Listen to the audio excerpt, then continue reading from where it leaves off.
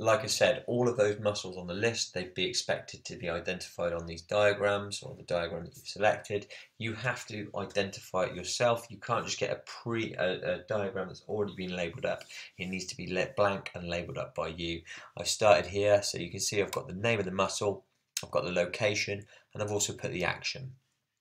Each one of the muscles on that list needs to be identified in detail. The next stage, like I said, is the 3 muscle types. So at the moment I've described and explained in detail, so I've gone for that merit. I've described what the skeletal muscle is and how it functions. I would be expected to do exactly the same for the cardiac and the smooth. I've then done a slide on antagonistic muscle pairs. So you can see I've got the agonist, the antagonist, the fixator and the synergist.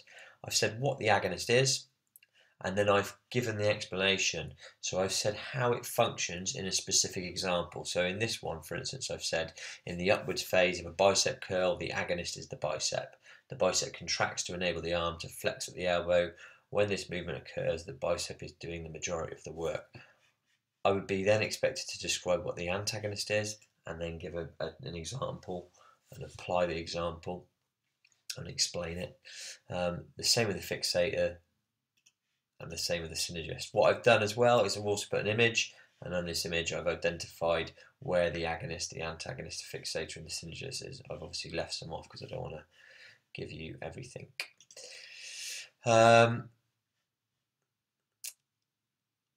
That should say muscle contraction types actually. So let's change that. So I've got the 4 different muscle contraction types. We've got concentric, eccentric, isometric and isokinetic. What I've done, let's go back to it, is I've described here what a concentric contraction is. I've then applied it and explained it in an example. So here I've said a squat on a downwards phase. On the downwards phase of a squat, the hamstring shortens and the 2 ends of the hamstring muscle become closer together, making this a concentric muscle contraction. So I've explained what a concentric muscle contraction is in an action. I'd be expected to do that with eccentric, isometric and isokinetic. I've also put an example here for concentric, so if you go onto your eccentric it might be worth doing an example there, isometric and isokinetic and so on. I've then got to do muscle fibre types, so this is where I've labelled this one wrong, so it should say fibre types. And what I would be expected to do is talk about the 3 fibre types, so type 1, type 2A and type 2B. So I give an overview here and say what type 1 muscle fibre is, give the key characteristics, describe it, paint that picture of it, give as much detail as I can, and then I'd explain how the muscle fibre type functions, so I give detail on how it functions. So for instance, if I'm talking about type 1, I talk about it being slow twitch and that actually it needs oxygen to be able to generate fuel so it can last for a long period of time. And then I talk about which sport is appropriate for it or which activity is appropriate for it and why. I do the same with type 2A and the same with type 2B. If I've done everything in completion that we've gone through already, I should now be sat at a merit. If I want to go for the distinction, these next 2 slides are appropriate for you.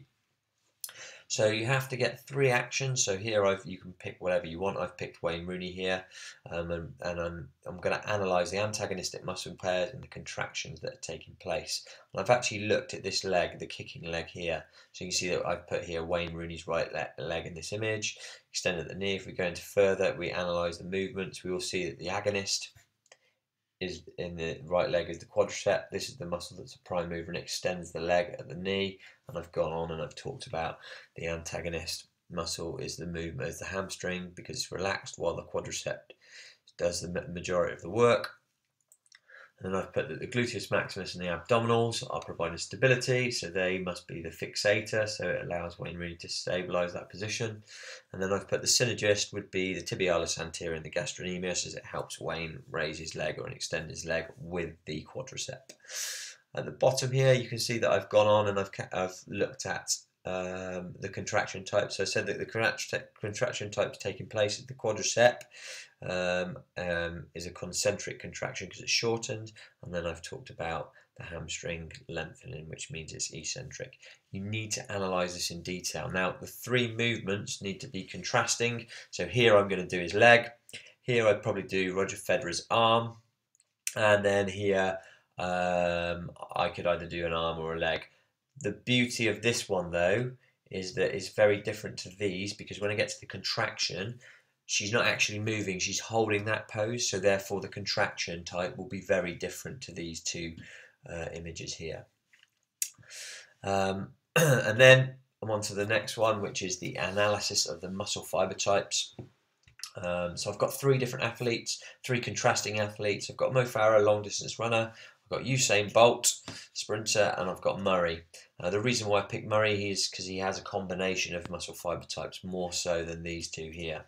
And I can see I've done an analysis for Mo, so I put Mo will predominantly have type 1 muscle fiber types.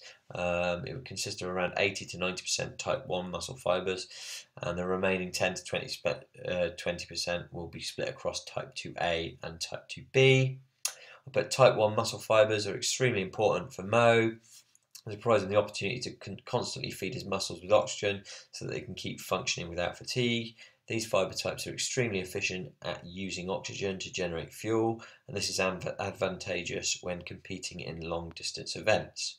And then I've also put actually that Mo will have some type 2A fiber types, and he'll use these in the kind of the last lap of the race, where he starts to break away from the pack, and this is because his type 2A fibers are firing more powerfully and quickly, and therefore it will supply him or will give him sufficient power to be able to finish the race quickly. What will happen though is those fiber types will fatigue very quickly, and that's the reason why Mo can only use it for one lap. Then I talk about Usain Bolt, so he's pretty much the opposite. He would be type 2B, which is the faster fibers. He may have some small amount of other fibers, but you need to talk about why that's important and analyse why it's important for Usain. And then you talk about Murray and the split, so you have lots of different, he might have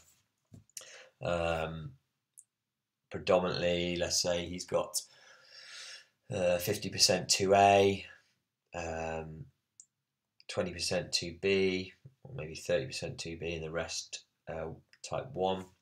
And then you'd analyse why he's got that split and how it applies to his sport, and why it's relevant to him. And that would be your assignment in completion. And if you did both these two sections right, along with the rest of it, then you would achieve a distinction.